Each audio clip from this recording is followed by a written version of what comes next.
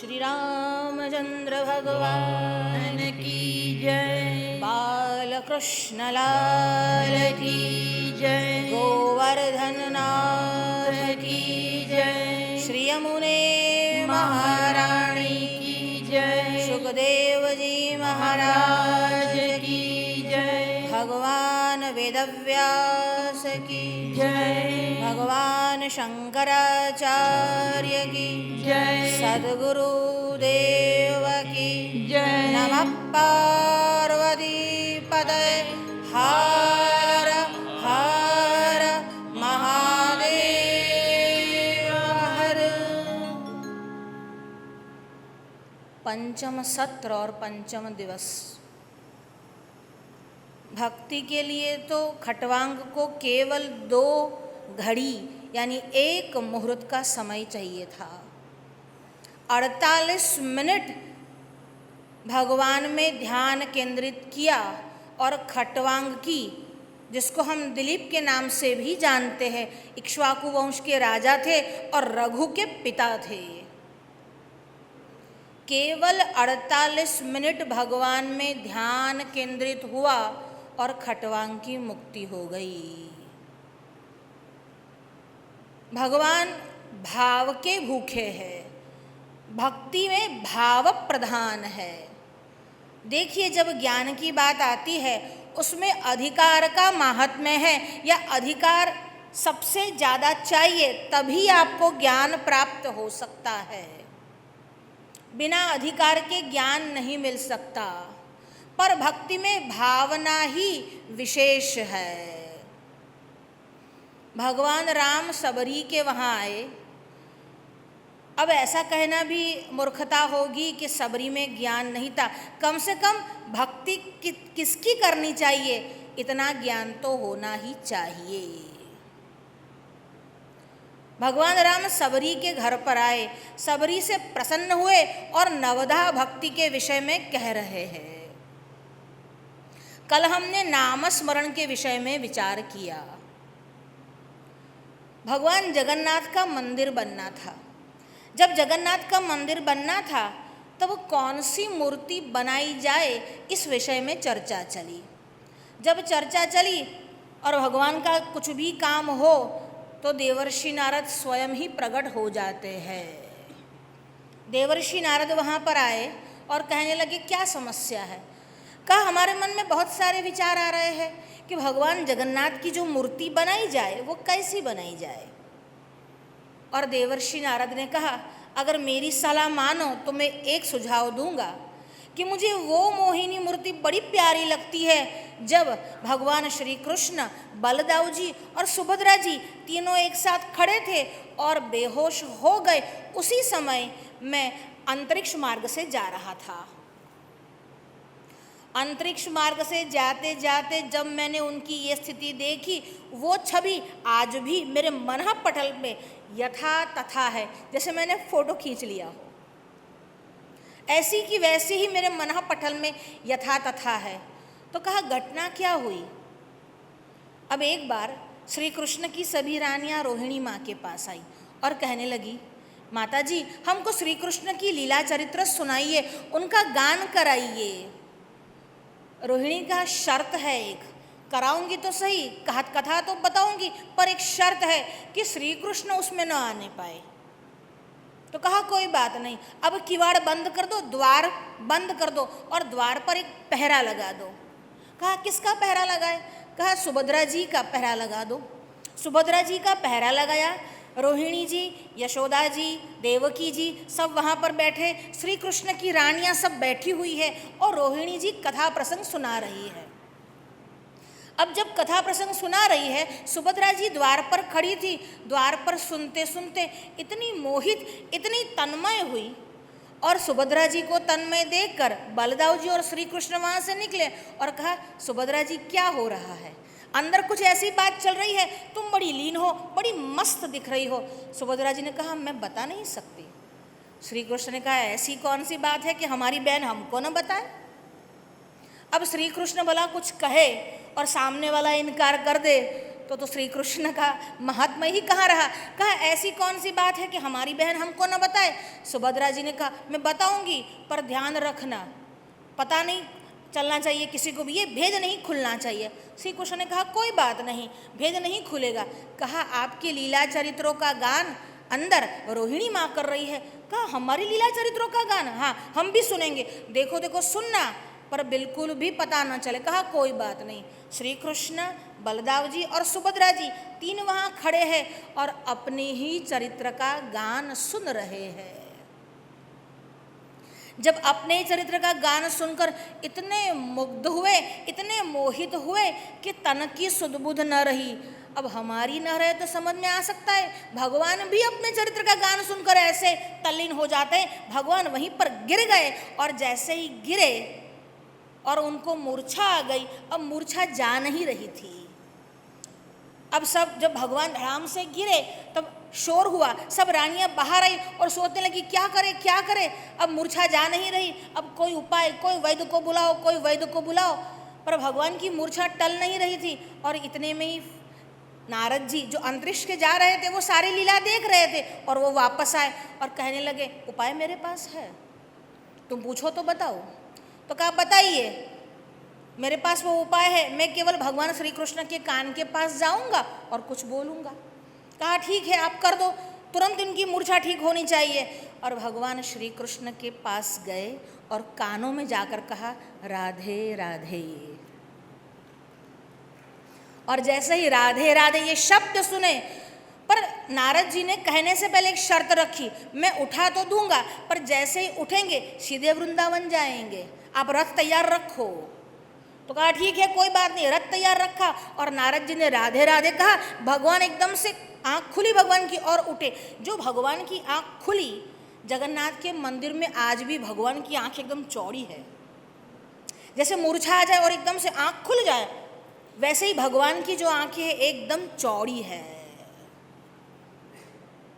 ये वो स्थान है जहाँ भगवान भक्तों को न केवल दर्शन देते हैं, भगवान भक्तों के दर्शन लेते हैं। इसलिए भगवान की आंख चौड़ी है। और भगवान ने कहा हम अभी वृंदावन जाएंगे। देवर्षि नारद ने कहा रथ तैयार है प्रभु। और फिर गुंडीचा मंदिर के लिए निकले। ये जो रथ यात्रा का प्रसंग बना है ना, उससे पहले की ये घटना है। हमको तो केवल इतना कहना था कि नामस्मरण में कैसा सामर्थ्य है, नामस्मरण की ताकत कैसी है। एक बार राधे राधे कहा और भगवान का जो दर्द था वो एकदम से मानो गायब हो गया। एक बार राधा जी और श्री कृष्ण बैठे हुए थे और राधा जी के हाथ में कुछ लगा था। श्री कृष्ण ने पूछा ये जख्म कैसे लगा। अब कुछ दिवस पूर्व ही राधा जी का हाथ पकड़ा था और जोर से हाथ पकड़ा था और भगवान का नाखून जो था वो राधा जी के हाथ में लग गया था। तो कहा ये जख्म कैसा है। और राधा जी जवाब देती है आप तो ऐसे दाता और दानवीर हो, देते हो और भूल जाते हो। जख्म भी आपने दिया और भूल भी आप गए। लोगों की कैसी आदत होती है, छोटा बड़ा भी दान करते हैं तो लोगों को दिखाते हैं, पर आपका स्वभाव कैसे है, देते हो और भूल जाते हो। तो कहा ये कब की बात है राधे, मुझे तो कुछ स्मरण नहीं आ रहा, कुछ दिन पूर्व की बात है। पर अभी ये जख्म जो है वो तो भर जाना चाहिए, अभी तक ये जख्म भरा क्यों नहीं है।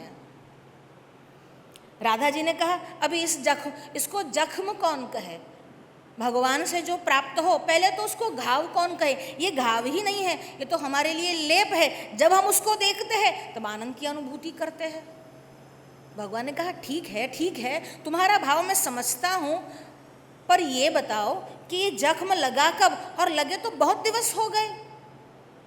तो कहा लगे तो बहुत दिवस हो गए, तो ये अभी तक भरा क्यों नहीं, ये तो भर जाना चाहिए था। तो राधा जी ने कहा जब ये भरने लगता है, उसके ऊपर चमड़ी आने लगती है, तो मैं वापस उसको कुरेद देती हूँ। तो कहा कुरेद देती हो, अरे ये क्या क्यों करती हो, इससे तो दर्द और बढ़ेगा। तो कहा मैं वही चाहती हूँ कि दर्द और बढ़े। तो कहा दर्द बढ़ाने से फायदा क्या, जब दर्द बढ़ता है तब तुम्हारा स्मरण हो जाता है। अब जब तुम्हारा स्मरण हो जाता है तो तुम्हारी मोहिनी छवि मेरी आंखों के सामने आ जाती है। जब तक दर्द न हो तुम्हारा नाम स्मरण नहीं हो पाता। दर्द में ही, दुख में ही भगवान याद आता है। इसीलिए जब कुंता माता श्री कृष्ण को रोकने के लिए गए, श्री कृष्ण द्वारिका में जा रहे थे, और जब कुंता माता ने रोका और कुंता जी ने भगवान की स्तुति की है। स्तुति करते हुए कुंता जी क्या कहते? विपद संतु नो शश्वत तत्र तत्र जगद्गुरो। मुझे विपत्ति दीजिए। दुनिया की एकमात्र भक्त ऐसा था जिसने विपत्ति या दुख मांगा हो, और वो कुंता जी है। तो कहा भगवान ने, लोग बहुत कुछ और मांगते हैं, तुम विपत्ति क्यों मांगती हो? कुंता ने कहा तत्र तत्र जगद गुरो। जब जब विपत्ति आती है तब भगवान आप हमारी रक्षा के लिए आ जाते हो। भीष्म द्रोण तटा जयद्रथ जला गांधार नीलोपला शल्यग्राहवती कृपेण वहनी वर्णेन वेलाकुला। भीष्म द्रोण तटा, अरे भगवान मैं आपको क्या बताऊं, जब ये युद्ध चला उस युद्ध में दो तट थे, दो किनारे थे। वो कौन थे? भीष्म द्रोण तटा जयद्रथ जला। भीष्म और द्रोण रूपी दो तट थे, दो किनारे थे। जयद्रथ जला, और जयद्रथ रूपी जल उसमें था। भीष्म द्रोण तटा जयद्रथ जला गांधार नीलोपला, और उसमें बड़े बड़े पत्थर थे। ये पत्थर इतने बड़े थे कि बड़े बड़े जहाज को भी डुबा दे, ऐसे बड़े बड़े पत्थर समान गांधार नरेश शकुनी था। गांधार नीलोपला शल्यग्राहवती कृपेण वहनी करणेन वेलाकुला, और उसमें शल्य नामक ग्राह यानी मगरमच्छ था। शल्यग्राह कृपेण वहनी, और कृपाचार्य रूपी उस नदी में जो थे वो तरंगे थी, नदी का वेग था। कृपेण वहनी कारणेन वेलाकुला, और उसमें बड़े बड़े जो वनपुर बने थे, भंवर बने थे, वो कौन था? वो और कोई नहीं, कर्ण था। कारणेन वेलाकुला अश्वत्थाम विकर्ण घोर मकरा। इतना ही नहीं, अश्वत्थामा और विकर्ण नामक बड़े बड़े घड़ियाल उसमें थे। अश्वत्थाम विकर्ण घोर मकरा दुर्योधनावर्तिनी, और दुर्योधन की ये जो नदी थी, युद्ध रूपी नदी जो दुर्योधन की थी, इसमें ऐसा ऐसा सब कुछ था। इतनी बड़ी नदी को हम पार नहीं कर पाते यदि कैवर्तक केशव।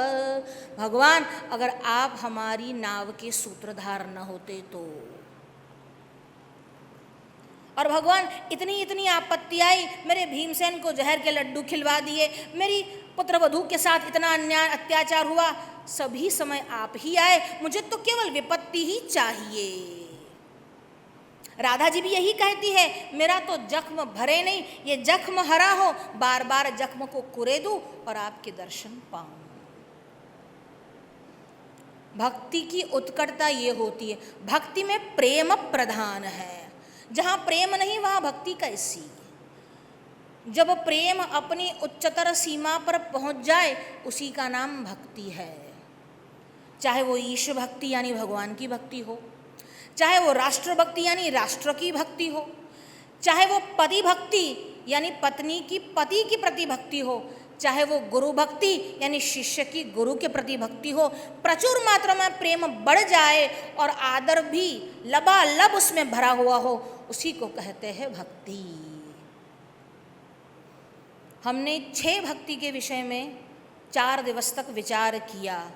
प्रथम भगति संतन कर संगा, प्रथम भगति संतन कर संगा, दूसरी रति मम कथा प्रसंगा, दूसरी रति मम कथा प्रसंगा, गुरुपद पंकज सेवा, तीसरी भगति यमान, चौथी भगति मम गुणगण, करई कपट तजिगान, मंत्र जाप मम दृढ़ विश्वास, मंत्र जाप मम दृढ़ विश्वास, पंचम भजन सुवेद प्रकाश, पंचम भजन सुवेद प्रकाश, छठतम शील विरति बहु कर्मा, छठदम शील विरति बहु कर्मा, निरत निरत निरंतर सज्जन धर्म, निरत निरंतर सज्जन धर्मा, सातव सम मोहिमय जग देखा, सातव सम मोहिमय जग देखा, मोते अधिक संत कर लेखा, मोते अधिक संत कर लेखा, आठव जथा लाभ संतोष, आठव जथा लाभ संतोष, सपने हुनई देखई पर दोषा, सपने उन्हें देखई पर दोषा, नवम सरल सब सन छलहीना, नवम सरल सब सन छलहीना, मम भरोस ही हर्षन दीना। मम भरोस ही हर्षन दीना। छठी भक्ति तक हमने विचार किया था। अब सातवीं भक्ति जो है, सात विषम मोहिमय जग देखा। सातवीं भक्ति यह है कि मुझ में ही या इस जगत में हर कहीं मुझे ही देखते हैं, मुझे ही देखते हैं। हर जगह नारायण ही है, यही सच्ची दृष्टि है और इसी को सम्यक दृष्टि कहते हैं। सर्वत्रम खलु इदं ब्रह्म, सर्वत्र केवल ब्रह्म की ही सृष्टि है और कुछ है ही नहीं। देखिए, अभी तक तो द्वैत था, अब अद्वैत की ओर जा रहे हैं। और कुछ है ही नहीं, मेरे अलावा कुछ और है ही नहीं, सारी सृष्टि में मुझ में ही देखते हैं। भगवान आद्य शंकराचार्य कहते हैं, जीवो ब्रह्मैव ना परः, जीव और ब्रह्म जो है वो भिन्न नहीं है। ब्रह्म सत्यम, ब्रह्म ही सत्य है, जगन मिथ्या, और ये जगत जो है वह मिथ्या है। वो ज्ञानी है इसलिए जगत मिथ्या कहते हैं, पर उसको समझना बड़ा ही कठिन है। इसीलिए भक्त हृदय क्या कहता है कि हर जगह पर परमात्मा ही है। कहे तो वो भी वही रहे हैं, पर ज्ञान की भाषा दूसरी होती है और भक्त की भाषा दूसरी होती है।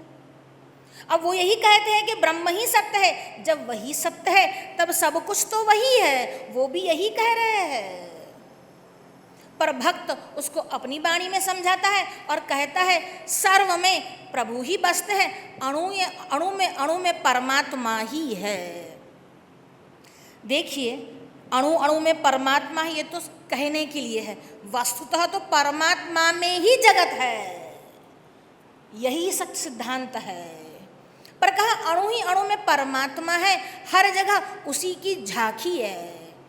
जर्रे जर्रे में है झांकी भगवान की, जर्रे जर्रे में है झांकी भगवान की, किसी सूझ वाली आँख ने पहचान की, किसी सूझ वाली आँख ने पहचान की। जर्रे जर्रे में है झांकी भगवान की, हर कण कण में भगवान ही बसता है, भगवान के ही दर्शन होते हैं। आप सबने वो कथा सुनी है। एक बार नामदेव जी रोटी पकाने के लिए बैठे और रोटी पकाई ही थी और रोटी जैसे चूल्हे से नीचे उतारी, अपने लिए कहीं से थोड़ा सा मांग कर लाए थे। जैसे ही रोटी बनाई, चूल्हे से नीचे उतारी, इतने में एक श्वान वहाँ पर खड़ा था, एक कुत्ता वहाँ पर खड़ा था, आया, झपका और रोटी उठाकर लेकर दौड़ने लगा। अब जब ये दौड़ने लगा तो नामदेव जी भी घी का कटोरा लेकर उसके पीछे भागे। नामदेव ने पकाई, नामदेव ने पकाई, रोटी कुत्ते ने उठाई, रोटी कुत्ते ने उठाई, पीछे घी का कटोरा लिए जा रहे, पीछे घी का कटोरा लिए जा रहे। स्वामी रूखी तो न खाओ, स्वामी रूखी तो न खाओ, अरे घी तो लगाओ, अरे घी तो लगाओ, रूप अपना क्यों मुझसे छिपा रहे, रूप अपना क्यों मुझसे छिपा रहे।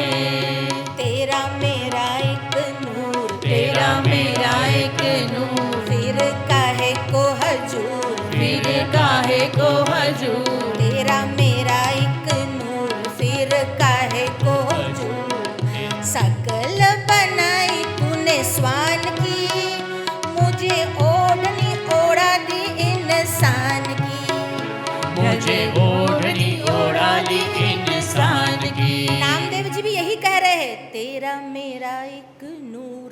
तेरा और मेरा अपने दोनों में जो तेज है वह तो एक ही है, जो भगवान आद्य शंकराचार्य कह रहे हैं जीवो ब्रह्मैव नापरः। पर शंकराचार्यों को समझने के लिए 32 जन्म निकल जाए, 32 वर्ष की आयु में जो इन्होंने किया है उसको समझने के लिए 32 जन्म कम पड़ जाए। और जब शंकराचार्य कुछ कहते हैं, जब उस वो नहीं समझ पाओ तो भक्तों का जीवन देख लो।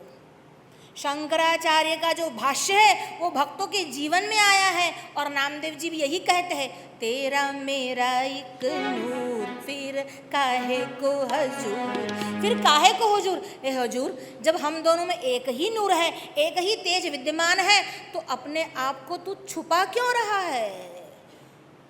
ऐसे तो मत का, तू उस पर रूखी रोटी मत का, उस पर घी लगा।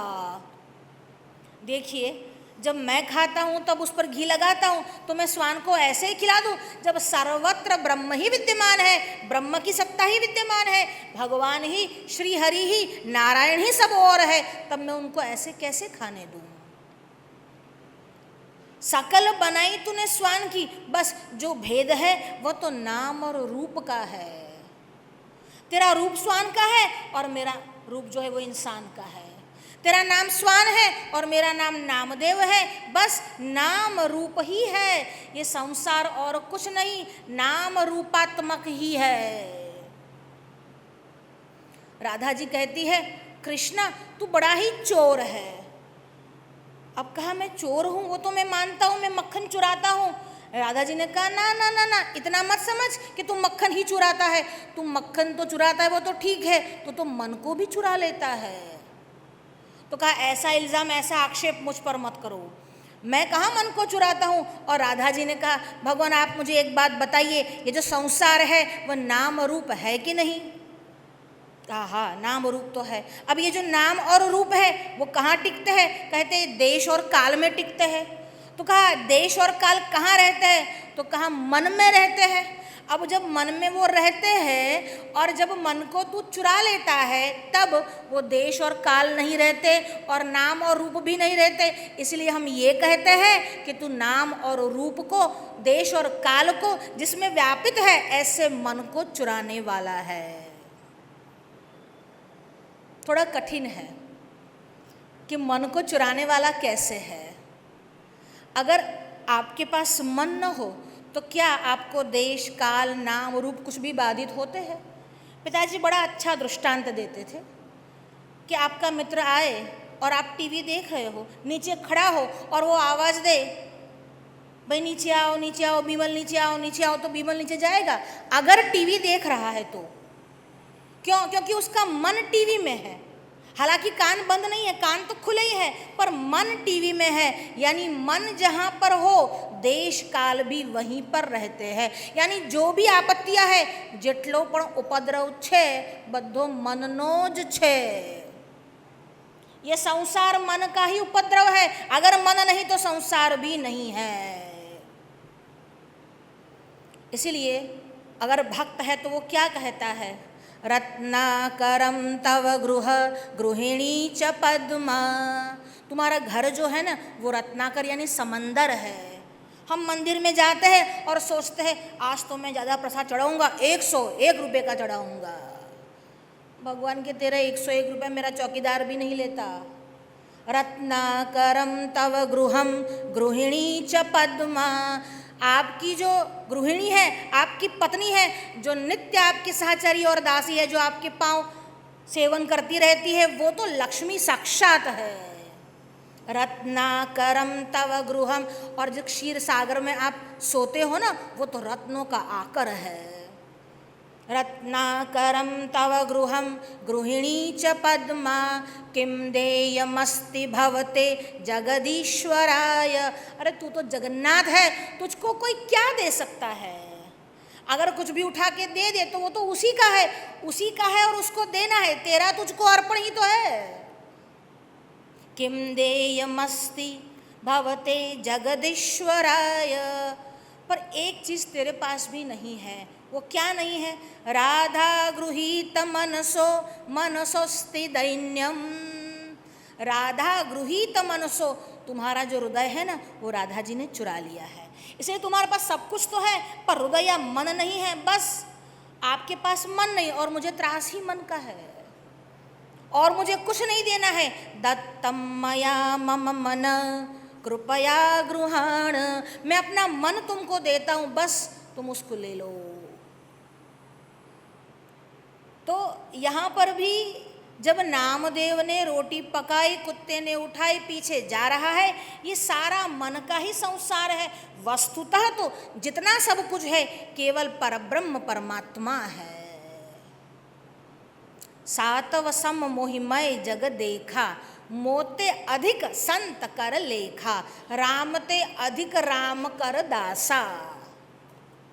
मुझसे भी अधिक संत कर लेखा। संत में तुझे श्रद्धा होनी चाहिए। क्यों?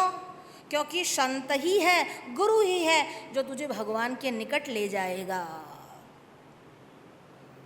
एक बार राम जन्म का उत्सव था और राम जी लंका से वापस आ गए थे। बड़ा ही उत्सव था, अयोध्या में उत्सव मना रहे थे। पूरा महल जो था वो सजाया हुआ था। अब महल सजाया हुआ था, सब कोई आ रहे थे, सभी ऋषि आए थे, राजा आए थे, मंत्री आए थे, संतरी आए थे, अरे ग्राम जन भी आए थे, वहाँ पर देवर्षि नारद भी आए थे, बड़े बड़े राजा आए थे। अब देवर्षि नारद वहाँ पर आए, थोड़ी देर बाद भगवान विश्वामित्र वहाँ पर आए। अब जब विश्वामित्र ने प्रवेश किया और राम जी दौड़ कर गए, विश्वामित्र के चरण की वंदना की, तब तक देवर्षि नारद एक दूसरे राजा वहाँ पर उपस्थित थे, महेंद्र करके, उसके पास गए और देवर्षि नारद ने कहा, ये विश्वामित्र तो है ना, जन्म से ब्राह्मण थोड़ी है और आप तो राजाओं में भी श्रेष्ठ हो, आपका तो नाम भी महेंद्र है, आपको विश्वामित्र के चरण छूने की आवश्यकता नहीं। अब बराबर उसको चाबी भरी है। देखिए विश्वामित्र क्या है। विश्वामित्र क्षत्रिय के वहाँ उत्पन्न हुए पर चरु की अदला बदली हो गई थी, अपने शरीर को जला लिया था, 60,000 वर्ष तक तपश्चर्या की थी और फिर ब्राह्मण बने थे। पर उसको उससे लेना देना क्या? बस नारद जी का काम हो गया, चिंता मत करना तुम, उनको प्रणाम करने की जरूरत नहीं है, वो तो चरु की अदला बदली के कारण ब्रह्मर्षि माने जाते हैं। अब सबने प्रणाम किया और ये राजा ऐसे ही बैठा रहा अकड़ के। देखिए अगर कोई गुरु आए, लोमश ऋषि और काकभूषुंडी की घटना भी ऐसी ही है। काकभूषुंडी भगवान का ध्यान कर रहे थे, पूजन कर रहे थे, गुरुदेव आए, खड़े नहीं हुए। गुरुदेव ने तो कुछ नहीं किया, भगवान शंकर को क्रोध आया और भगवान शंकर ने शाप दिया, गुरु के आने के बाद भी तू यथावत बैठा रहा, तू जड़ हो जा। तुम पूजन करते हो तो भी क्या हुआ, नाटक सब कोई करते हैं, हमारा ध्यान तो पूजन में ही है, आखा गामनी पंचायत सूझे ए वक्ते, અને છતાં પણ કોઈ મહાપુરુષ આવે તો ઊભો ના થાય, એને આવકાર ના આપે। तो यहाँ पर नारद जी ने बराबर उसको रस्सी चाबी भरी कि कुछ प्रणाम करने की आवश्यकता नहीं। महेंद्र ने प्रणाम नहीं किया, सारे राजा उठे प्रणाम कर रहे हैं और विश्वामित्र को बड़ा क्रोध आया कि ये इसकी क्या औकात कि मुझे उठकर प्रणाम नहीं कर रहा। और कहा, राम जी तुम्हारे दरबार में ऐसे ऐसे सभा में ऐसे ऐसे बदतमीज लोग हैं जिनको ये भी पता नहीं कि प्रोटोकॉल क्या है।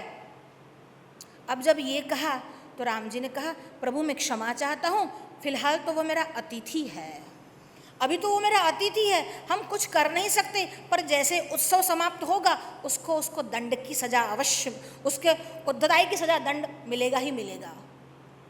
कहा ठीक है। फिर सभा समाप्त हुई, उत्सव समाप्त हुआ, विश्वामित्र राम जी के पास आए, उसको दंड दो। राम जी कहा बिल्कुल चलिए आप मेरे साथ। तो क्या ऐसे नहीं, पहले तुम शपथ लो। और राम जी ने शपथ ली कि मुझे हनुमान जी की सौगंध, मैं उसको दंड दूंगा। अब जब राम जी प्रतिज्ञा करे, अब तो महेंद्र के पसीने छूट रहे, दौड़ता हुआ गया नारद जी के पास, आपने मुझे बहुत चढ़ाया, बहुत उकसाया, अब आप ही मेरी रक्षा करो। देखो ये राम जी ने प्रतिज्ञा कर ली है और राम जी जब प्रतिज्ञा कर ले तो अच्छे अच्छे के छक्के छूट जाते हैं, अब आप ही मेरी रक्षा करो। नारद जी ने कहा कोई बात नहीं, अगर राम जी ने प्रतिज्ञा की है तो उनका भक्त ही रक्षा कर सकता है, चल हनुमान जी के पास। और जब तक हनुमान जी 3 बार शपथ न ले ले तब तक कुछ बोलना नहीं, राज खोलना नहीं। कहा ठीक है। अब ये दोनों गए हनुमान जी के पास और हनुमान जी से जाकर कहने लगे मैं आपकी शरण में आया हूँ, शरणागत हूँ। अब जब कहा शरणागत हूँ, शरण में आया हूँ, हनुमान जी ने कहा शरण में आने वाले की रक्षा करनी चाहिए, भगवान ने भी यही किया था, विभीषण की रक्षा की थी। कहा कोई बात नहीं, मैं तुम्हें अभय दान देता हूँ। तो कहा ऐसे नहीं, आप शपथ लो। हनुमान जी ने कहा राम जी की 100 मैं तुम्हारी रक्षा करूंगा। अब यहाँ राम जी ने हनुमान की शपथ ली कि मेरे भक्त की सौगंध तुम्हारी रक्षा करूंगा, तुम्हारे साथ जो हुआ है उसका बदला लूंगा, प्रतिशोध लूंगा। और यहाँ पर हनुमान जी ने कहा कि मुझे राम जी की 100। अब बता बात क्या है। फिर उसने मुंह खोला महेंद्र ने कि मुझे राम जी दंड देने वाले हैं। अब हनुमान जी ने कहा राम जी दंड देने वाले हैं, चल कोई बात नहीं, एक बार शरण में आ गया है, देख लेते हैं। और हनुमान जी ने उसको कंधे पर बिठाया और हनुमान जी दौड़े। और कहाँ दौड़े? जहाँ पर राम जी थे। और राम जी भी आए विश्वामित्र के साथ धनुष बाण लेकर। अब राम जी देखते, अरे हनुमान तू इस पापी को लेकर क्यों आया है? हनुमान जी ने कहा प्रभु करूँ तो क्या करूँ, मेरी शरण में आया है पर ये बड़ा पापी है। तो कहा पापी तो है पर आपकी शपथ ले चुका हूँ। भगवान ने कहा मैं भी तेरी शपथ ले चुका हूँ, अब शपथ ले चुके हैं तो युद्ध करिए। और भगवान राम ने बाण चलाना शुरू किए। जैसे ही भगवान राम बाण चलाते और हनुमान जी क्या करते, हनुमान जी उसको कंधे पर लेकर उछलते और क्या करते, श्री राम जय राम जय जय राम, श्री राम जय राम जय जय राम, श्री राम जय राम जय जय राम, श्री राम जय राम जय जय राम, श्री राम जय राम जय जय राम, श्री राम जय राम जय जय राम। और जब भी बाण चला और हनुमान जी ने धुन चालू की, एक बाण चला, 2 बाण चला। अब तो भगवान ने सोचा ये बाण तो बहुत साधारण है, ये काम नहीं करते। भगवान ने अग्न्यास्त्र चलाया, भगवान ने वायवास्त्र चलाया और हनुमान जी और कुछ नहीं, बस गदा बीच में रखते और गाते श्री राम जय राम जय जय राम, श्री राम जय राम जय जय राम, श्री राम जय राम जय जय राम, श्री राम जय राम जय जय राम, श्री राम जय राम जय जय राम, श्री राम जय राम जय जय राम। भगवान ने इतने बाणों की बौछार कर दी, बड़े बड़े बाण चलाए, अरे दिव्यास्त्र तक चला दिए, पर एक भी बाण काम नहीं आ रहा था। बाण चलाने वाले राम है और बाण से रक्षा करने वाले राम का नाम है। राम से अधिक रामते नामा। भगवान ने कहा मैं भी वही हूँ, धनुष्य भी वही है, बाण भी वही है, पर आज कोई असर ही नहीं करता, मैं क्या करूँ? अब विश्वामित्र भी देख रहे हैं कि विश्वामित्र ने ही तो भगवान को दिव्यास्त्र दिए हैं। तो कहा ये चलाइए, भगवान चला रहे हैं, बीच में केवल गदा रख रहे हैं और बाण जो है अपने आप टूट कर बिखर रहे हैं। जब ये युद्ध चला तब सभी देवगण जो थे वो अंतरिक्ष में आ गए और देख रहे हैं क्या तमाशा चल रहा है। एक तरफ भगवान है, एक तरफ भक्त है, और कुछ नहीं। भक्त के पास जो औषधि है, भक्त के पास जो इलाज उपचार है, वो तो केवल राम नाम ही है। श्री राम जय राम जय जय राम, श्री राम जय राम जय जय राम, श्री राम जय राम जय जय राम, श्री राम जय राम जय जय राम, श्री राम जय राम जय जय राम, श्री राम जय राम जय जय राम। अब जब हार नहीं रहे थे, न तो ये हार रहे थे न तो वो हार रहे थे, हनुमान जी तो अस्त्र चला ही नहीं रहे थे और भगवान के अस्त्र जो थे वो सारे व्यर्थ हो रहे थे। अब क्या करें? इतने में देवर्षि नारद आए और कहा देखो विश्वामित्र का कोप शांत हो गया है। महेंद्र को कहा जाओ और विश्वामित्र के चरण पकड़ लो। महेंद्र ने कहा पहले भी तो वही करने जा रहा था, मुझे रोका क्यों? जब आए थे तब पांव छूने के लिए तो जा रहा था, तब तो मुझे रोक दिया, अब बोल रहे जाओ, मुझे मारेंगे तो नहीं मारेंगे, तू जा। अब देवर्षि नारद के कहने से राजा महेंद्र गए और विश्वामित्र के चरणों में पड़ गए और गिड़गिड़ाने लगे, अनुनय विनय करने लगे। विश्वामित्र का कोप भी शांत हो गया था और उन्होंने भी क्षमा कर दी। अब महेंद्र ने पूछा अगर यही करना था तो मुझे रोका क्यों था? नारद ने कहा अगर ये सब नहीं होता तो संसार को कैसे पता चलता राम से अधिक राम के दासा। राम से भी अधिक राम के दास है, ये बात, ये सिद्धांत संसार को कैसे पता चलता। बस तुलसीदास जी वही कह रहे हैं, सातव सम मोहि मय जग देखा, सातव मम मोहि मय जग देखा, मोते अधिक संत कर लेखा, मोते संत अधिक करि लेखा। मुझसे भी संत जो है वो अधिक है।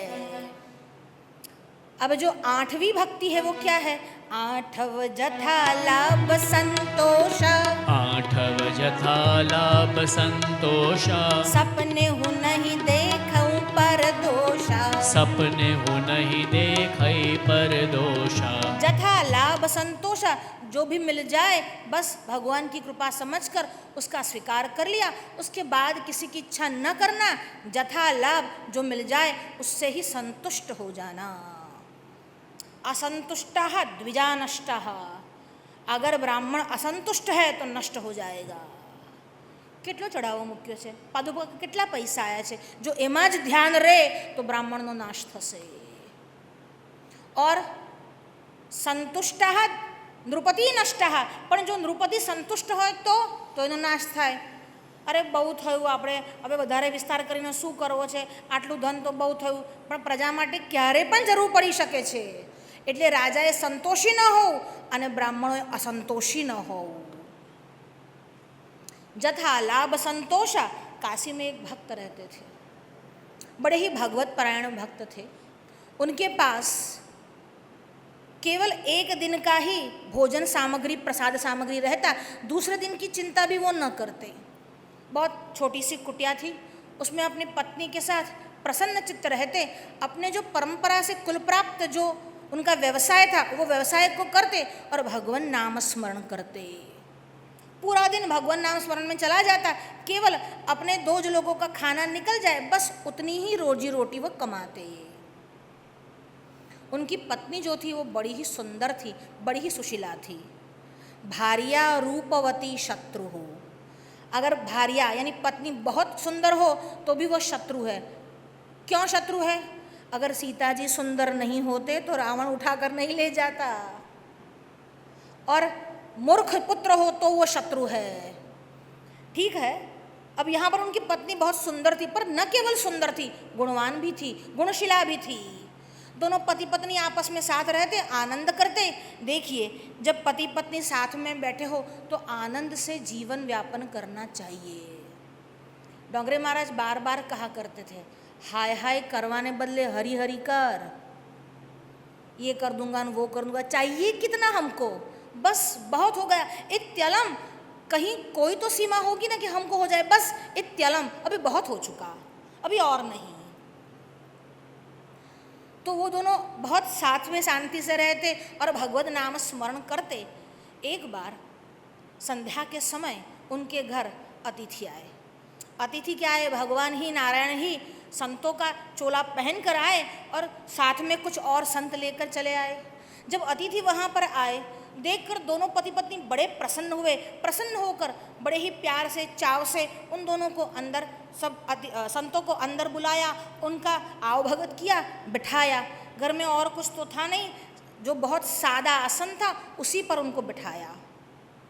बहुत प्रेम से भावपूर्ण वचन कहे, हम आपकी क्या सेवा कर सकते हैं। संतों ने कहा, और तो कुछ नहीं, थोड़ा भोजन ही करा दे। ठीक है, अभी लाई देता हूँ, अभी कराई देता हूँ। और भक्त अंदर गए और पत्नी से कहा, संतों के लिए कुछ भोजन बना दे, दाल रोटी ही बना दे, और तो अपने घर होगा क्या।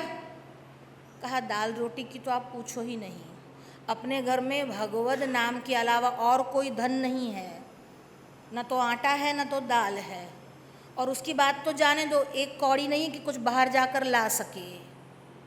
अरे अरे, मेरे द्वार पर आकर संत ऐसे ही भूखे ही वापस लौट जाएंगे, अरे अरे, ये तो बहुत गलत होगा, ये नहीं होना चाहिए। पत्नी ने कहा, पर क्या कर सकते हैं, अरे आज तक ऐसा नहीं हुआ, संत हमारे द्वार पर आए और भूखा लौट जाए। आज तो उन्होंने सामने से कहा है भोजन करा दे। अब पत्नी ने कहा आज तो मैंने भी कुछ खाना नहीं खाया, कुछ था ही नहीं, मैं करूं क्या। जब दोनों उधड़ बुन में पड़ गए, थोड़ी क्षण ऐसे ही चली गई और अचानक पत्नी के मन में कुछ याद आया और पत्नी ने कहा अगर आप आज्ञा दे तो मैं एक बात रखूं। पति ने कहा ठीक है रखो। पत्नी ने कहा मैं बात तो रखती हूँ, पर वो बात ऐसी है कि मैं अपने मुंह से बोल गई तो भी मुझे नरक मिलेगा। अरे नरक मिलेगा, कोई बात नहीं, संत तो भोजन करके जाएंगे ना। तो कहा पर स्वामी कुंभी पाक नरक मिलेगा। देखिए, एक बार देवर्षि नारद घूमते घूमते आए द्वारका में। द्वारका में रुक्मिणी जी आदि जो रानियाँ थी वो श्री कृष्ण के साथ बैठी हुई थी। नारद जी की आदत होती है कहीं ना कहीं कांडी चाप्या वेज, એટલે નારદજીએ રૂકમિણીને કીધું કે આ હા હા રૂકમિણી जी તમારી તો શું વાત થાય, તમારી તો ભક્તિની કોઈ કલ્પના પણ ના કરી શકે, आप तो आप है माता जी। पर मैंने ऐसा सुना है कि कन्हैया फिर भी आपके होते हुए भी राधा राधा विशेष करता है। अब जो कहना था वो कह दिया। अब रुक्मिणी ने जी कहा बात तो आपकी सही है देवर्षि, पर मैं क्या करूं, एक दिन की मैं आपको बात बताती हूँ। एक बार मैंने देखा तो भगवान के पाँव में बहुत सारे फोड़े हो गए। तो कहा भगवान के पाँव में फोड़े हो गए कैसे? अरे फोड़े कैसे हो गए? मैंने जब पूछा तो भगवान ने कहा कि किसी ने राधा रानी को गरम गरम दूध पिला दिया। अब जब गरम गरम दूध पिला लिया और राधा रानी पी गई, अब जब पी गई तो उनके हृदय में भगवान के चरण कमल हमेशा निवास करते थे, वह दूध भगवान के चरणों को लगा और भगवान के पाँव में फोड़े हो गए। अब देवर्षि आप मुझे बताइए, इतना प्रेम है राधा जी के प्रति उनको, हम क्या कहें? पर फिर भी आपका तो ध्यान रखना ही चाहिए, आप तो उनकी पत्नी हो और अष्ट पटरानियों में सर्वश्रेष्ठ हो। अब बात छोड़कर नारद जी तो चले गए। अब रुक्मिणी बहुत उदास हो गई, उदास हो गई पर रूठी नहीं। क्यों नहीं रूठी? क्योंकि वो देवी पार्वती तो थी नहीं कि रूठ जाए, रूठने काम का तो देवी का ही है। यहाँ तो रुक्मिणी बहुत ही सौम्य स्वभाव की है, पर उदास हो गई। अब जब उदास थी तब भगवान के पास जाती, सेवा तो करती, पर मन उसमें नहीं था। भगवान को भी लगा कुछ न कुछ हुआ है। कहा रुक्मिणी जी कौन आया था? रुक्मिणी ने कहा देवर्षि नारद आए थे। अब भगवान ने लगा कि बात सही है, मैं सही सोच रहा हूँ। अब जब रुक्मिणी का ध्यान ऐसे ही नहीं रहा, 2-3 दिन सेवा में ध्यान नहीं लगा, तब भगवान का भी सरदर्द करने को आया और भगवान ने कहा रुक्मिणी जी आज मुझे कुछ आनंद नहीं आ रहा, मैं सो जाऊंगा। रुक्मिणी गई पास में और पूछने लगी भगवान क्या हुआ है, क्या हुआ है? वापस पति तो था ही, प्रेम भी बहुत था, इसलिए कहा नहीं नहीं क्या हुआ है, क्या हुआ है? भगवान ने कहा कुछ नहीं, तुम परेशान नहीं हो, मैं सिर्फ थोड़ी देर सोना चाहता हूँ। बार बार रुक्मिणी गई, तब भगवान ने कहा और कुछ नहीं, बस मेरा सरदर्द हो रहा है। अरे सरदर्द हो रहा है? द्वारिका में एक से एक बड़े वैद्य हैं, किसी को भी बुला लेते हैं। भगवान ने कहा वैद्य का तो उसमें काम नहीं है, बहुत आसान सी दवा है, कोई भी कर सकता है। तो कहा आसान सी दवा है तो मुझे ही बता दीजिए, मैं ही कर लूँगी। भगवान ने कहा कोई मेरा प्रेमी अपने चरण की रज मेरे सर पर लगा दे तो मेरा दर्द ठीक हो जाएगा।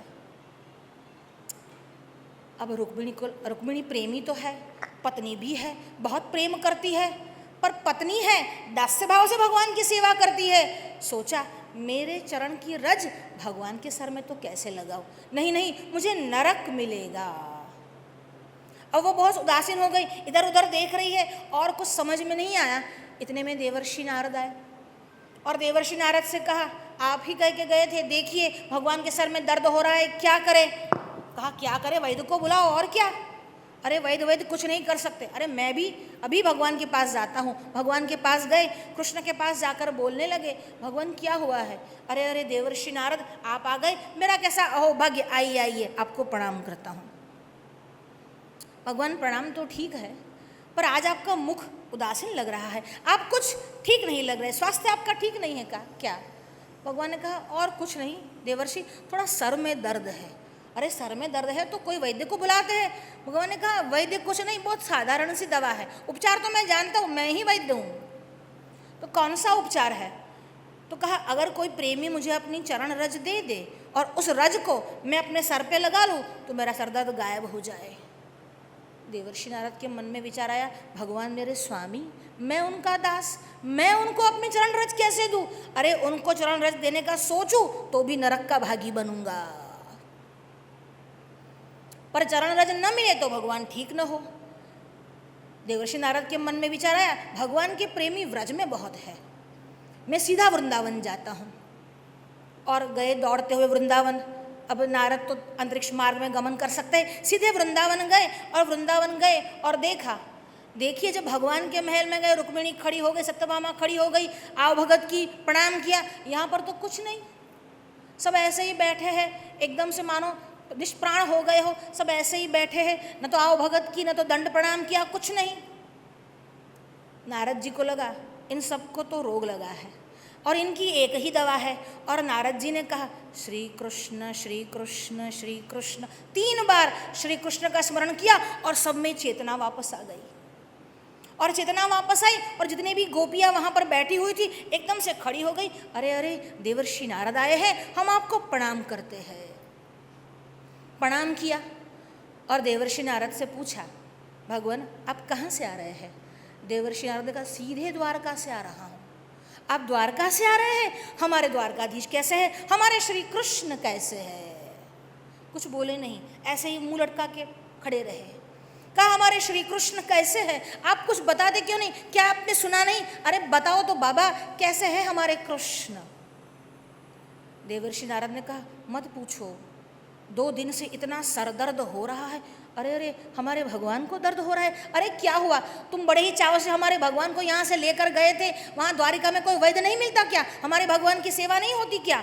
अगर यहाँ पर हमारे भगवान होते तो मैया ऐसा उपाय कर देती, तुरंत ही भगवान का सर दर्द ठीक हो जाता। कहा, उपाय तो आज भी मैं जानता हूँ। अरे उपाय जानते हो तो करिए ना, विलंब क्यों कर रहे हैं? कहा, उपाय तो थोड़ा कठिन है। अरे कठिन हो तो भी क्या है, कन्हैया का सर दर्द खत्म हो जाएगा। नारद जी ने कहा, अगर कोई प्रेमी अपने चरण की थोड़ी सी रज दे दे और भगवान के सर पर लगा ले तो वो ठीक हो जाए। गोपी ने कहा, बस इतनी सी बात, जितना चाहे ले लो, जितना चाहे ले लो, यहाँ पूरी धूली में गोपियों की चरण रस तो पड़ी है, जितनी चाहे उठा लो, गड्ढे के गाड़े भर के ले जाओ और भगवान को नहला दो। कहा, तुम्हें जरा भी संकोच नहीं हो रहा है? तुम अपनी चरण रज अगर भगवान को दोगी तो नरकवासी बनोगी। गोपी ने कहा, 1 जन्म नहीं, जितने जन्म हो नरक में जाना पड़े, भगवान का दर्द ठीक होना चाहिए। यह है राधा जी की भक्ति, यह है गोपियों की भक्ति। नारद जी आए और कहे, रज लेकर नहीं आया हूँ, पूरा गाड़ा भर के आया हूँ व्रज से, देखो रुक्मिणी, नरक की चिंता नहीं है, मुझे चाहे नरक मिले पर भगवान का दर्द ठीक होना चाहिए। यहाँ पर भी जब वो बोली पत्नी कि मुझे नरक मिलेगा, जब मैं ऐसी बात कहूँगी मुझे नरक मिलेगा, तब भक्त के मन में विचार आया, नरक मिले तो मिले, पर हमारे द्वार से साधु संत भूखे नहीं जाने चाहिए। अब कहा, बहुत ध्यान देकर आप बात सुनना, आपके सर पर बिजली कौन जाएगी और सागर भी अपनी मर्यादा को लांघ देगा। अब उस भक्त की धड़कन बढ़ रही है, ऐसा वो क्या कहने जा रही है? उस भक्तरानी ने कहा कि यहाँ ही हमारे घर से थोड़े ही बाहर एक बहुत बड़ी हवेली है, जानते हो? हाँ जानता हूँ, वो नगर सेठ की हवेली है। हाँ वो भी जानता हूँ। वो नगर सेठ मुझ पर कुदृष्टि रखता है, वो मुझे भोग की दृष्टि से देखता है। अगर आज की रात में वहाँ चली गई तो मेरे बदले वो जो भी मूल्य देगा आप वो मूल्य लेकर आ जाना। अब सच में बात तो बहुत कठिन थी। उसके पाँव के नीचे ज़मीन खिसक गई। कहा, नहीं नहीं, चाहे मुझे पाप लगे, संत ऐसे ही चले जाए, पर ये पाप तो मैं नहीं कर सकता। स्वामी, आपने एक बार विचार कर लिया है कि आप बिना खाए पिए भोजन कराए संतों को नहीं भेजोगे, बस मुझे वहाँ भेजाइए। समझ लेना, बस यही और मेरा और आपका यही अंतिम दिवस है। तो ऐसी कैसी बात कर रही है? प्रभु आप चिंता मत करो, ऐसा हो भी सकता है कि मेरे वहाँ जाने से भगवान की कुछ ऐसी इच्छा हो, उसकी मत ये सुधर जाए। आप चिंता मत करो, मुझे आप वहाँ पर छोड़ आइए। आठव जथा लाभ संतोषा, आठव जथा लाभ संतोषा, सपने हूँ नहीं देखई पर दोषा, सपने नहीं देखई पर दोषा। आठव जथा लाभ संतोषा, जो भी मिला उससे ही संतुष्ट हो गए, तुष्टमान हो गए। और नवमी भक्ति का जो दूसरा चरण आया है, मम भरोस ही हरसिन दीना, मम भरोस, मेरे भरोसे जो कुछ भी हो रहा है उसे होने दे रहा है, बस भगवान पर भरोसा रखो, सब कुछ अच्छा होगा, मुझे वहाँ छोड़ कर आओ। वर्षा की रात थी, अब भक्त बाहर निकले, पत्नी भी बाहर निकली, एक कंबल लपेट दिया और कंबल लपेट कर उसको लेकर स्वयं छोड़ने जा रहा है। नगर सेठ की हवेली पास में ही थी। सेठ की हवेली के पास बाहर द्वार पर पति खड़ा रहा और कहा, जाओ। पत्नी ने उनके चरणों में प्रणाम किया और कहा, स्वामी, यह मेरा अंतिम प्रणाम आप स्वीकार करें। पत्नी अंदर गई, धीरे धीरे किवाड़ खुला और अंदर गई। वो नगर सेठ बैठा हुआ था, बड़ा ही जल्लाद था।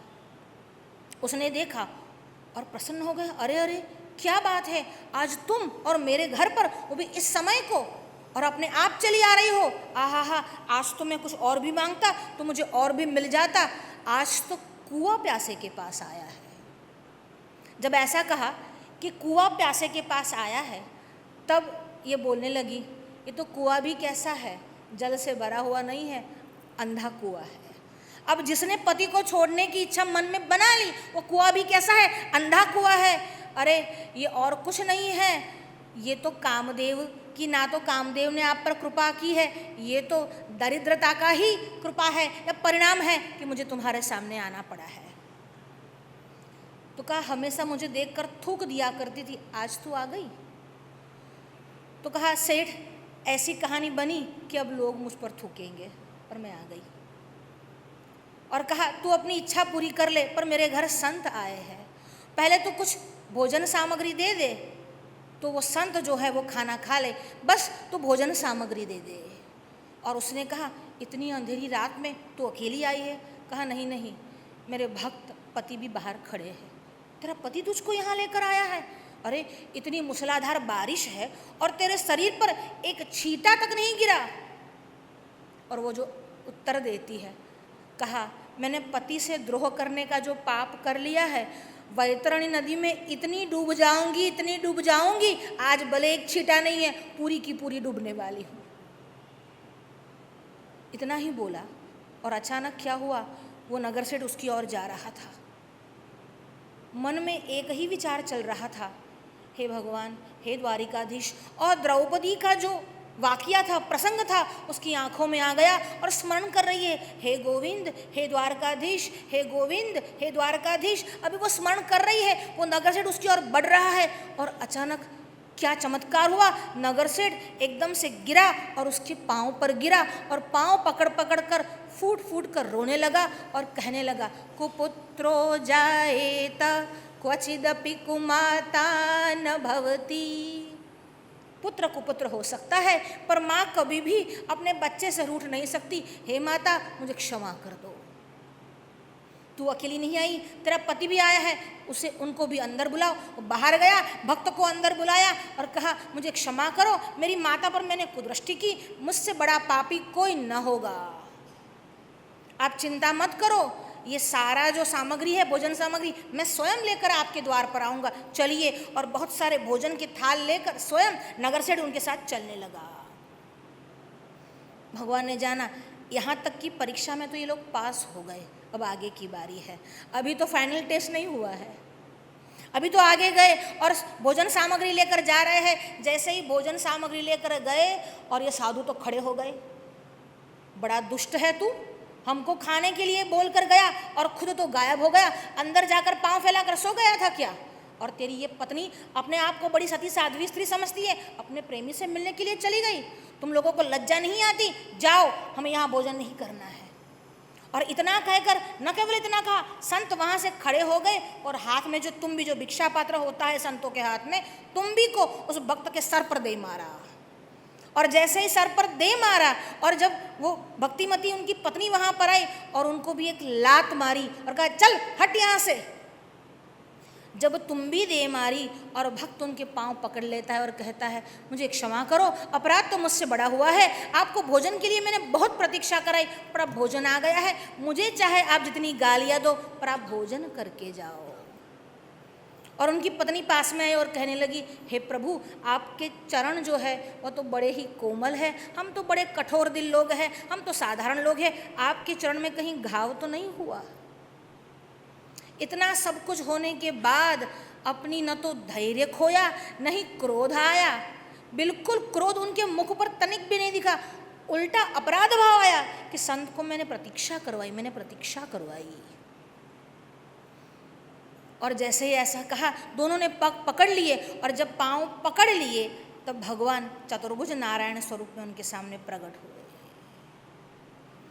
और ऊपर से देवताओं ने दिव्य फूलों की वृष्टि उन पति पत्नी पर की। भगवान प्रकट हुए और कहा तुम जो मांगोगे वरम ब्रूहि। उस पत्नी ने कहा हे भगवान, पहले तो आप भोजन करिए और हमको वर देना चाहते हैं तो 3 वरदान हमको दीजिए। पहला वरदान, मेरे पति के चरणों में से मेरी भक्ति कभी खत्म न हो। दूसरा वरदान दीजिए कि ये जिसकी बुद्धि भ्रष्ट हुई थी उसने मुझे आपके लिए भोजन दिया है, उसको भी सद्गति मिले। और तीसरा वरदान ये कि हमारे दोनों के मन से आपकी भक्ति कभी खत्म न हो। तो कहा ठीक है, तीनों के 3 वरदान दिए। भक्त से पूछा तुम्हें क्या वरदान चाहिए? भक्त ने कहा मुझे और कुछ नहीं चाहिए, बस मुझे एक ही वरदान दीजिए कि मैं जीवन भर दरिद्र नारायण की सेवा करता रहूं। भगवान ने उन दोनों को वरदान दिए। भगवान प्रसन्न हुए और भगवान अंतर्धान हुए। 8 जथा लाभ संतोषा मम भरोसा ही हर्षन दीना। मेरे भरोसे, किस भरोसे वो गई? भगवान के भरोसे वो गई कि भगवान है तो मेरी रक्षा करेंगे। भगवान के भरोसे वो गई और भगवान ने उसकी रक्षा की। अगर आप भगवान में प्रीति रखते हो, आप भगवान पर भरोसा रखते हो तो भगवान आपका भरोसा कभी भी टूटने नहीं देते। एक बार अगर आपने सर झुका लिया फिर उठाते ही क्यों हो? एक बार शरणागत हो गए फिर जिसके शरण्य हुए हो उस शरण्य पर विश्वास रखना चाहिए, वो हमारा भला ही करेगा। भगवान तो मारी सामू जोतो ज નથી ને आ तारी सामू जुए 140 करोड़ तो भारत में खाली अने बी मनुष्य मारू सामू जुए भगवान ने आज काम जे तारी सामू जोया करे। धीरज धैर्य रखिए, धैर्य की परीक्षा होती है। तो यहाँ पर भी 8 जथा लाभ संतोषा सपने हूँ नहीं देखई पर दोषा। स्वप्न में भी किसी के प्रति दोष भाव नहीं रखते, द्वेष भाव नहीं रखते। अगर द्वेष खत्म हो गया तो समझ लो यहीं पर मुक्ति मिल गई। सबसे पहले तो राग द्वेष खत्म करो और कुछ नहीं। सबसे बड़ा अगर कांटा कोई है तो यही है द्वेष भाव। एक बार एक ब्राह्मण राजा के दरबार में गया और राजा के पिताजी एक कथा सुनाया करते थे। राजा के दरबार में गया और ये बादशाह जो था ना वो बड़ा ही मांस प्रेमी था। उसने कहा कि ऐसा काव्य बनाओ कि जिसकी अंतिम पंक्ति ऐसी आए, ब्राह्मण होए कबाब को खाए, ब्राह्मण होए कबाब को खाए, ऐसी पंक्ति अंतिम आए, ऐसी काव्य रचना करो। अब उसके भक्ति की भी परीक्षा थी, उसके काव्य की भी परीक्षा थी और कहा कोई बात नहीं बादशाह, तुरंत ही बन जाएगा। और उसने कविता सुनाई, काम क्रोध दोई तीतर तोता। काम और क्रोध दोनों तीतर और तोता है, एक तीतर है और एक तोता है। काम क्रोध दोई तीतर तोता, ज्ञानी ज्ञान गिलोल चलावई। और ये जो ज्ञानी है ना वो ज्ञान रूपी गिलोल चलाता है और काम और क्रोध दोनों को मारता है।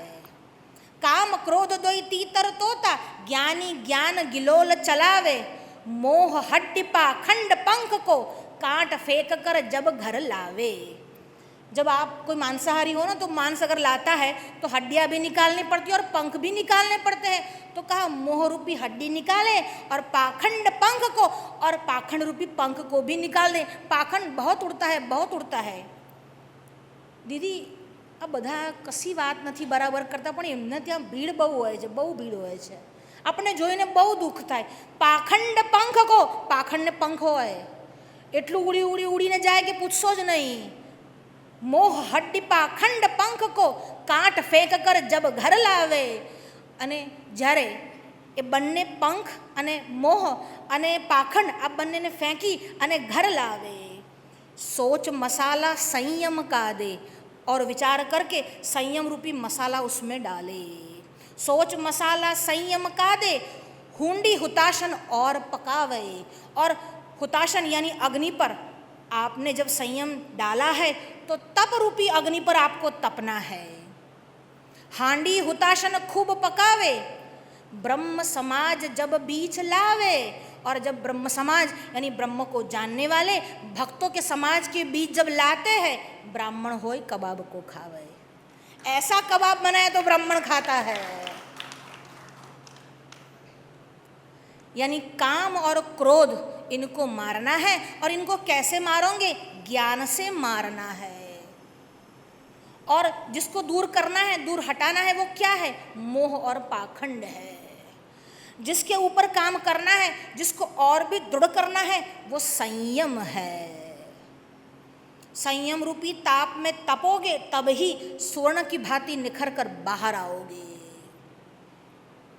यहाँ पर भी ऐसा ही कहा है कि हमने जो जो भक्ति की बात की है, 8वीं भक्ति संतोष की बात ही है।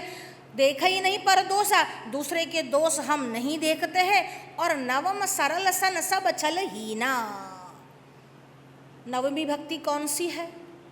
तो कहते हैं सरल हो जाओ और छलहीन, आप में छल मत रखो। मोहे कपट छल छिद्र न भावा। भगवान को कपट छल और छिद्र नहीं अच्छा लगता है। एक पंडित था, वो शालग्राम का बड़ा ही भक्त था। शालग्राम की प्रतिदिन सेवा करता और उसका एक जजमान था, वो जाट था। अब जब जाट कह दिया तब आपको समझ ही जाने का, जाट हो એટલે જડ જ હોય। જટ કહો કે જડ કહો એક જ વાત છે। હવે એમને જાટ કેમ કહેવામાં આવે છે અથવા જટ કેમ કહેવામાં આવે છે? તો ભગવાન શંકર જ્યારે કોપાયમાન થયા અને જ્યારે દેવીએ પોતાનું આત્મવિલોપન કર્યું દક્ષને ત્યાં યજ્ઞમાં, ત્યારે ભગવાન શંકરે પોતાની જટામાંથી એક વાળ બહાર કાઢ્યો અને આ ભૂમિ પર પછાડ્યો। એ પછાડ્યો ત્યારે વીરભદ્રની ઉત્પત્તિ થઈ। અને વીરભદ્રના વંશજ છે, જટામાંથી નીકળ્યા એટલે એમનું નામ જાટ છે। अब बाल भी जड़, ये भी जड़। तो एक दिन कोई पंडित सेवा कर रहा था, शालग्राम की सेवा कर रहा था। इतने में एक जाट वहाँ पर आया, उसका नाम था धन्ना। धन्य शब्दों को ही प्राकृत भाषा में धन्ना कहा जाता है। उसका नाम था धन्ना। और धन्ना देख रहा था ये पंडित बड़े चाव से सेवा कर रहा है और पूछा, ये तुम काले काले मोटे गोल पत्थर की सेवा कर रहे हो, वो तुमको क्या देगा? अरे क्या देगा ये पूछते हो? वो हमारा सर्व काम सिद्ध करता है। जो भी मन में कर लो, सोच लो, वो काम सिद्ध हो जाता है। अरे ऐसा है, ये सर्व काम सिद्ध कर लेता है? तब तो पंडित मुझे भी दो। पंडित ने कहा, तेरे घर और सालग्राम, तेरे घर सालग्राम जाएगा ना तो पूजा होगी ना ढंग से प्रार्थना होगी, सालग्राम को तुझे कैसे दूँ? कहा, पर तुझे क्या काम है सालग्राम का? अरे मुझे क्या काम, मुझे बहुत सारा काम है। मेरे खेत खलियान में कितना काम रहता है, मुझे भी तो जरूर है ठाकुर की। अब इसको काम निकालना था खेत खलियान में और जरूरत थी ठाकुर की। कहा, ऐसे ठाकुर की काम नहीं आते, मैं तुमको नहीं दे सकता। अगर तुम मुझको नहीं दे सकते तो आज से न तो आप मेरे पुरोहित, न मैं आपका जजमान। अब ब्राह्मण को जजमान के प्रति बहुत प्यार होता है। अभी मेरा यजमान चला गया तो क्या करूँगा, अभी कुछ भी कर लो, उस यजमान को रोक लो। तो कहा, अभी ये वैसे भी जड़ है, उसकी बुद्धि में बहुत कुछ आता नहीं। अंदर गए और बड़े 5 किलो का बाट लेकर आए, काला काला दशहरी लेना आया मोटो। 5 किलो का बाट लेकर आए और कहा, देखो मैं तो इतना छोटा सा सालग्राम रखता हूँ, तेरे लिए इतना बड़ा लाया हूँ, देख। और इतना बड़ा 5 किलो का जो बाट था वो धन्ना को दे दिया। और कहा ये ले जा। और धन्ना तो बड़ा प्रसन्न हो गया, क्या बात है, आज मुझे भी मिल गए ठाकुर, मुझे भी ठाकुर मिल गए। अब सीधा आया खेत में, खेत में आकर बड़ा सा कंबल पड़ा था, कंबल पर धर दिया भगवान को। भगवान क्या था, बाट ही था, धर दिया। अब कहा मैं स्नान करने जा रहा हूँ, तुझे भी तो स्नान कराना पड़ेगा। ठीक है, मैं तो रहट के पानी से स्नान कर लूँगा, तुझे भी वही से स्नान करा देता हूँ। પેલું ગામડામાં રહેણ ચાલે, પછી આખો કૂવો એક ભરાય, પછી કૂવામાં સ્નાન કરવાનું હોય, એટલે આ રહેણ ચાલતું તું, કૂવામાં ગયો અને જોડે જોડે પેલો પથ્થર હતો એ પણ લઈને ગયો અને અંદર આખા આખા પથ્થર ડુબાડીને આમ બહાર કાઢ્યો। फिर वापस आकर वहाँ कंबल पर रख दिया। कंबल पर रखने के बाद उसके सामने खड़ा हो गया, पोछ वोछ दिया और कहा मुझे भूख लगी है, तुझे भी तो भूख लगी होगी, और पंडित जी ने कहा था रोज़ प्रसाद खिलाना, अब मैं तुझे प्रसाद खिलाऊंगा। देखिए बाट है पर उसको भावना तो शालग्राम की ही है, चाहे जिस भाषा में कर रहा है भावना तो वही कर रहा है। पंडित जी ने मुझे कहा था तुमको रोज़ भोजन देना, अब देखो रूखा सूखा जो है, चने की रोटी है, सरसों साग है और मट्ठा है, तू भी खा मैं भी खाता हूँ। और सामने रख दिया, सामने रख दिया, बैठा रहा बैठा रहा। न तो उसको प्राणायाम की विधि आती है, ना ही भोजन कराना जानता है, पर बैठा रहा बैठा रहा। अभी खाएंगे ठाकुर, अभी खाएंगे ठाकुर, ऐसा सोच रहा था, पर भोजन तो वैसा का वैसा ही था। फिर स्मरण किया पंडित कुछ आंखें बंद कर रहा था, मैं भी आंखें बंद कर लेता हूँ। अब उसने भी आंखें बंद कर ली, थोड़ी देर और चला गया, आंखें बंद कर ली, फिर आंखें खोली, भोजन वैसा का वैसा ही। अब सोचा अरे ये बात क्या हो गई, तू नहीं खा रहा? तो कहा ब्राह्मण के घर के पकवान खाने की आदत पड़ गई है।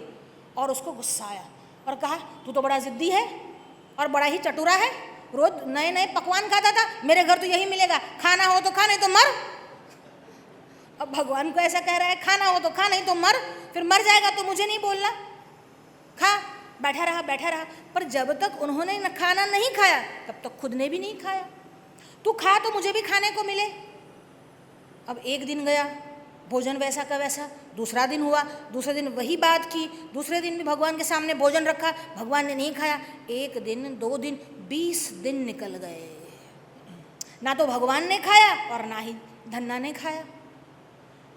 अब 20 दिन निकल गए और वहाँ पर बैठा है, तू बड़ा ही जिद्दी है, तू खा ले, तू खा ले, अब तो तू खा ले, यही मिलेगा मेरा, नहीं तो फिर भूखा ही मरेगा। अब स्वर में थोड़ा परिवर्तन आया। अब जब कहा खा ले, और अचानक भगवान को भी क्या सूझी, एकदम से प्रकट हो गए और कहने लगे धन्ना। और देखा चतुर्भुज नारायण वहाँ पर खड़े हैं, तो प्रसन्न हो गया, अरे तू आ गया, चल चल खा ले खा ले खा ले। और भगवान ने कहा लाओ मैं खा लेता हूँ, और भगवान ने दोनों हाथ से लिया और भगवान खाने लगे, भगवान खाने लगे। अब जब भगवान खा रहे थे तब इसने सोचा ये तो पूरा खा जाएगा, मेरे लिए कुछ रखेगा कि नहीं रखेगा, बस वो तो खाए जा रहा है खाए जा रहा है, तो कितना भूखा है, कितना खाएगा, अरे तुझे समझ कुछ है कि नहीं, इतना सब कुछ खाएगा। जो भले आदमी होते हैं ना, किसी और के लिए भी रखते हैं, मैं भी तो 20 दिन से भूखा हूँ, मेरी और तो देख, कुछ मेरे लिए भी छोड़। जब कहा कुछ मेरे लिए भी छोड़, मेरे लिए भी रख, तो भगवान ने कहा धन्ना, एक बार सबरी के बेर खाए थे, फिर सुदामा के वहाँ भाजी खाई थी, और तीसरी बार हमने जो खाया वो सुदामा का तंदुल खाया, विदुर जी के वहाँ भाजी खाई थी। बस आज जीवन में चौथी बार खा रहा हूँ, और जो स्वाद है मुझे व्रज के मक्खन की याद आ गई। व्रज के मक्खन में भी वो स्वाद नहीं, वो तेरी रूखी सूखी रोटी में है। आज मुझे व्रज के मक्खन की याद आ गई, और दोनों हाथ से भगवान खा रहे हैं। एक बार यशोदा जी ने मक्खन बनाया, और मक्खन बनाकर वहाँ एक घड़े में रखा, और यशोदा जी कुछ काम करने के लिए गई। बालकृष्ण की अवस्था बहुत छोटी थी, घुटनों के बल चलकर आए, और वहाँ जो घड़ा रखा था, पटकी रखी थी, उसमें हाथ डाला। जब हाथ डाला, हाथ पहुँच नहीं रहा था, मटकी के ऊपर सहारा लेकर खड़े हुए और एकदम से नीचे झुककर मक्खन निकाल रहे थे। उस मटकी के पास ही मणिस्तंभ था, मणि से भरा हुआ वो स्तंभ था। उसको देखकर इतना आनंद आया, और भगवान ने क्या देखा, स्वयं अपना ही स्वरूप देखा। जब अपना ही स्वरूप देखा तो भगवान को लगा कोई आया, और भगवान एकदम से बोले आवाज़ नहीं करना, मैया आ जाएगी तो न तो मुझको खाने देगी न तुमको खाने देगी, मैं तुमको मक्खन दूंगा पर आवाज़ नहीं करना। जब अंदर से कोई स्वर नहीं आया तो भगवान ने कहा, अरे तू तो बोलता ही नहीं है, एक काम कर, मैं आधी मटकी का मक्खन तुझे दे दूंगा, अब तो तू मेरे साथ बात कर, अब तो तू मेरे साथ बोल। जब भगवान ने ये कहा, इतने में मैया आई और कहने लगी, कन्हैया तू किससे बातें कर रहा है, यहाँ तो कोई है नहीं। अरे मैया क्या कोई नहीं है, देखो ये अंदर देखो, मणिस्तंभ के अंदर देखो, कोई चोर छुपा है, आया है, देखो तो सही। और माँ आई और देखने लगी, अरे कन्हैया ये, तो कहा कितना सुंदर है, नहीं मेरी दोस्ती इससे करवा दो, कितना सुंदर है, पर ये कुछ बोलता ही नहीं, मुझसे बतियाता ही नहीं। और माँ ने कहा, बेटा ये कोई और नहीं, ये तो तू ही है। इसको कहते हैं स्वमोहिनी माया। भगवान अपना ही रूप देखकर मोह हो गए, मोहित हो गए। कहा ये कोई और नहीं है। भगवान मैया ने कहा, ये तो तू ही है। और कन्हैया ने मैया के सामने देखकर कहा, मैया मैं इतना सुंदर हूँ। मैया ने कहा, तू सुंदरता की बात करता है, पूरे दुनिया में, अरे पूरे त्रिभुवन में मेरे लाला से सुंदर और कोई है ही नहीं। ये तो सच में सुंदर थे, पर माँ की नज़रों से देखो तो उसके बेटे से सुंदर और कोई होता ही नहीं है। बाजूवाળાનો દીકરો એટલે એલ્યુમિનિયમનો લોટો અને મારો છોકરો એટલે ગુલાબનો ગોટો। બાજુવાળાનો એલ્યુમિનિયમનો લોટો ગોબા પડે તોય વાંધો नहीं, पर मारो तो गुलाबनो गोटो ज। तो यहाँ पर धन्ना को देखकर भगवान प्रसन्न हुए और कहा, मुझे वो माखन की याद आ रही है जो मैं व्रज में खाया करता था।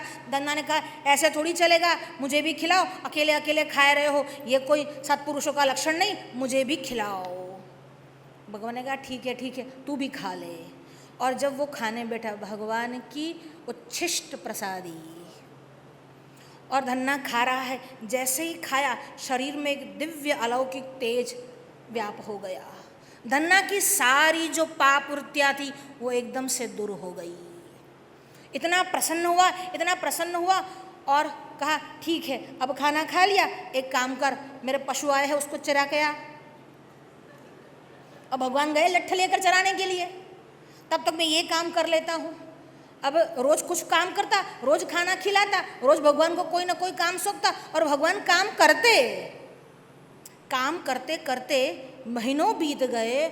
और धन्ना के खेत में जो खलिहान उगे, अरे भगवान जब हल चलाए, भगवान जब गैया चराए और कैसा पाक निकले, इतना पाक हुआ, धन्ना प्रसन्न हुआ, सारा जो था वो लेकर पंडित के पास गया। हो न हो उसमें उसका योगदान है, मुझे वहाँ जाना चाहिए। पंडित के पास लेकर गया और कहने लगा, देखो देखो तुमने जो ठाकुर दिया था वो मेरे इतने काम का है, मेरे खेत में तो इस बार बहुत सारा पाक हुआ है, लो ये मैं तुम्हारे घर रखने के लिए आया हूँ। पंडित ने कहा, रखने के लिए आया है बराबर है, पर काम कौन कर रहा है? अरे ठाकुर कर रहा है। अरे ठाकुर काम करता है क्या? अरे नहीं करता, आ मेरे खेत पर देख, अभी रेड चला रहा है कि नहीं चला रहा है? क्या बात करता है तू? अरे हाँ आकर देख लो। और जब आया, पंडित कहा कि ठीक है, अगर बोल रहा है तो मैं भी चलूं। और जब साथ में चला और रेड तो घूम रहा था, तो कहा मुझे तो कोई दिख नहीं रहा। अरे कैसे नहीं दिख रहा? देख ये रहा, देख कितना सुंदर उसका रंग है, कितने आभूषण धारण किए हैं, कितने अच्छे से वो काम करे, तुझे दिख नहीं रहा? चार तो उसके हाथ है, चारों हाथों से काम करता है, देख तो सही। जब कहा चारों हाथों से काम करता है देख, तब भी उस पंडित को तो नहीं दिखा। और धन्ना ने कहा, ये तुमको देख नहीं पा रहा। ठाकुर ने कहा, मुझे सब लोग नहीं देख सकते, मुझे देखने के लिए दिव्य दृष्टि चाहिए। तो कहा, कुछ भी हो, पर आज तू मेरे यहाँ आया है, ये पंडित का ही उपकार मुझ पर है। अगर मुझे ये पूजन की विधि नहीं बताते, अगर मुझे ये उपासना की विधि नहीं बताते और तुमको यहाँ नहीं भेजते, तो मेरा काम कैसे होता? तुझे कुछ भी हो उसको दर्शन देना पड़ेगा। धन्ना ने भगवान को मना लिया, भगवान ने उस पंडित को भी दर्शन दिए। जीवन भर पूजन करते रहो, बार बार। कुरुते गंगा सागर गमनम व्रत परिपालन मथवा दानम ज्ञान विहीनम सर्वमतेन मुक्तिम न भजति जन्मशतेन भज गोविंदम भज गोविंदम भज गोविंदम मूढ़मते भज गोविंदम भज गोविंदम भज गोविंदम मूढ़मते। रोज गंगा सागर में जाकर स्नान करो, व्रत करो, दान करो, सबकी महिमा है, पर भगवान के प्रति सच्ची भक्ति नहीं तो वो सब कुछ बेकार है, सब कुछ बेकार है।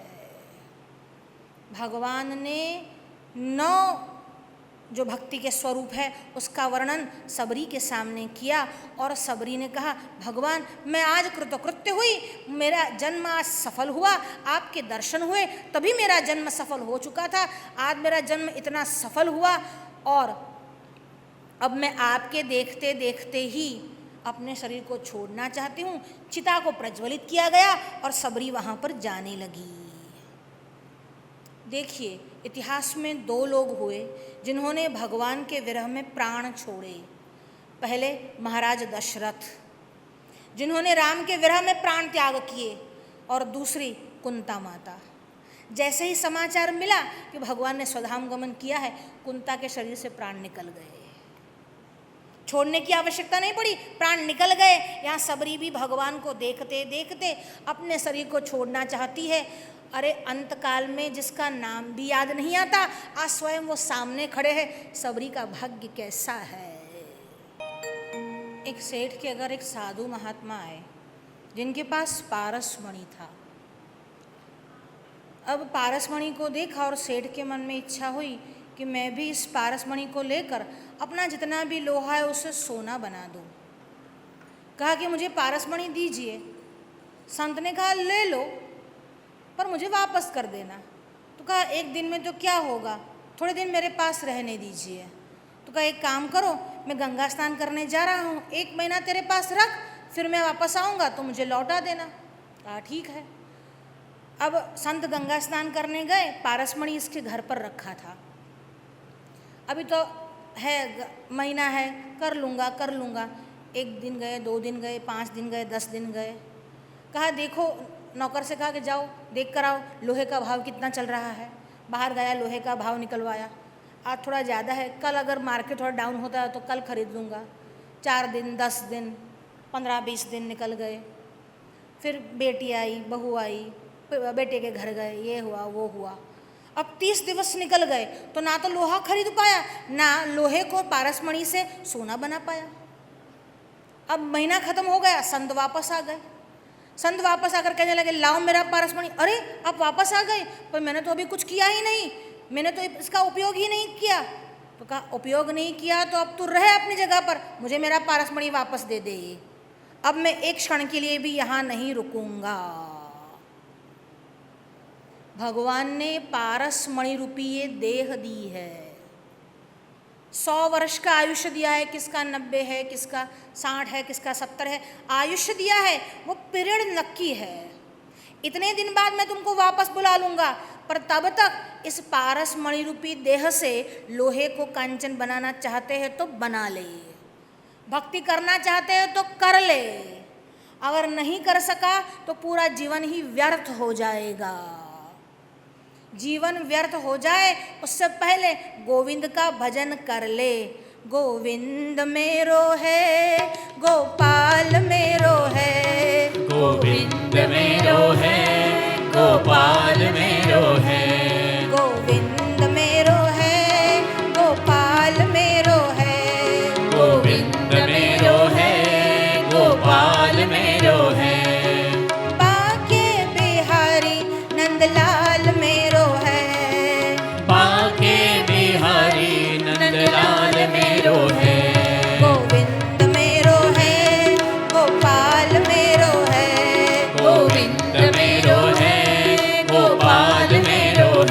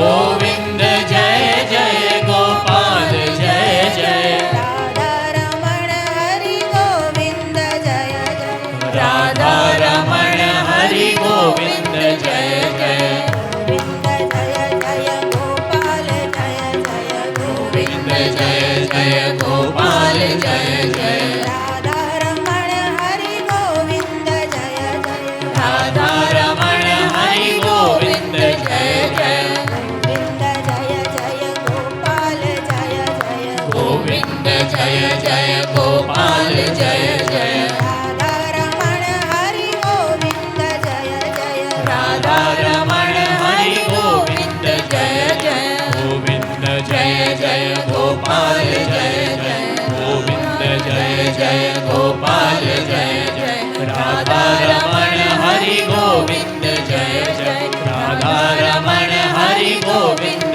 जय जय गोविंद जय जय गोपाल जय जय गोविंद जय जय गोपाल जय जय राधा रमण हरि गोविंद जय जय राधा रमण हरि गोविंद जय जय गोविंद जय जय गोपाल जय जय गोविंद गोविंद गोविंद गोविंद गोविंद जय जय गोपाल जय जय राधा रमण हरि गोविंद जय जय गोविंद जय जय गोपाल जय जय राधा रमण हरि गोविंद जय जय गोविंद जय जय गोपाल जय जय राधा रमण हरि गोविंद जय जय राधा रमण हरि गोविंद जय जय राधा रमण हरि गोविंद जय जय बांके बिहारी लाल की जय।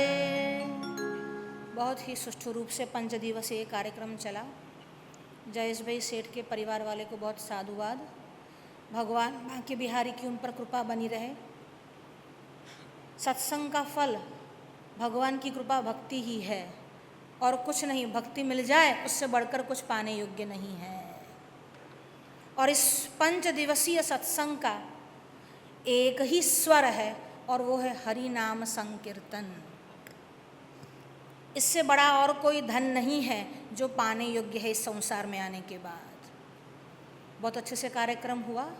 आप सभी लोगों ने, वैसे हमारे ही लोग हैं, जैसे हमारे ही लोगों के लिए हम सत्संग कर रहे हैं, वैसे भी ये दान सबको नहीं देना चाहिए। जो भीतर के लोग हैं उन्हीं को देना चाहिए। तो सुष्ठु कार्यक्रम हुआ। आगे जो भी होगा सूचना दी जाएगी। किसी का नाम नहीं ले रहे, बस भगवान नाम स्मरण करके ही इस कार्यक्रम को विराम ले रहे हैं। नमः पार्वती पदये हर हर महादेव हर। धर्म की अधर्म का नाश हो, प्राणियों में सद्भावना हो, विश्व का कल्याण हो, गो माता की जय हो, गंगे मैया की जय हो, भारत माता की जय हो, भारत अखंड हो, सनातन धर्म की जय हो, भगवान वेदव्यास की जय हो, भगवान शंकराचार्य की जय हो, सद्गुरुदेव की जय हो। नमः पार्वती पदये हर